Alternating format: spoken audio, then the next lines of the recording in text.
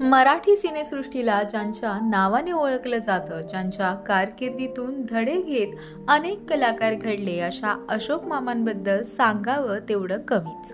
ज्येष्ठ अभिनेते अशोक सराफ यांनी नाटक, मालिका, चित्रपट अशा विविध माध्यमातून रसिक प्रेक्षकांचे मनोरंजन केले आहे. येत्या काळात त्यांचा जमवा जमवी हा नवा कोरा चित्रपट प्रेक्षकांच्या भेटीस येणार आहे.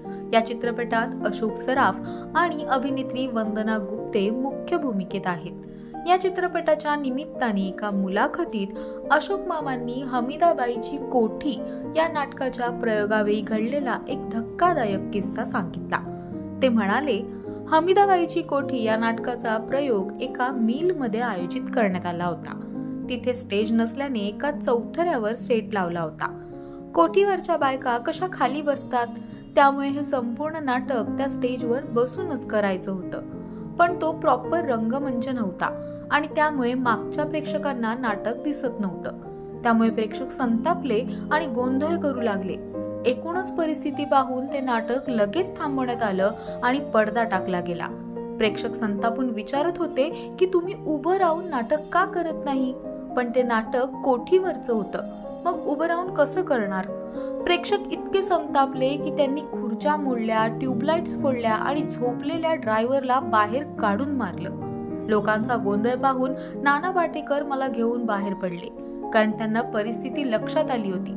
त्यांना माहित होतं की संतापलेले प्रेक्षक आधी येऊन मला धरणार. बाहेर पडलो तर सगळीकडे काळोख, त्यात चिखल, पळताही येत नव्हतं. त्यातून आम्ही कसे बसे बाहेर रस्त्यावर आलो आणि एक रिक्षा थांबवली. त्यावेळी नानाने रिक्षावाल्याला माझ्या बाजूला बसवलं आणि स्वतः रिक्षा चालवत मला रेस्ट हाऊसला सोडलं. त्यानंतर नाना बाकीच्या लोकांना आणायला परत गेला. तोवर लोकांनी पूर्ण थिएटर फोडून सगळ्यांची वाट लावली होती. तेव्हा जर मी लोकांच्या हातात सापडलो असतो तर कदाचित त्यांनी माझेही तुकडे केले असते, असे अशोक मामांनी सांगितले. एखाद्या कलाकारावर प्रेक्षक अतोनात प्रेम करतात, पण हेच प्रेम कधी कधी मालकी हक्क गाजवू लागते, ज्याचे परिणाम अत्यंत वाईट होऊ शकतात. याचे उत्तम उदाहरण म्हणून हा किस्सा पाहता येईल.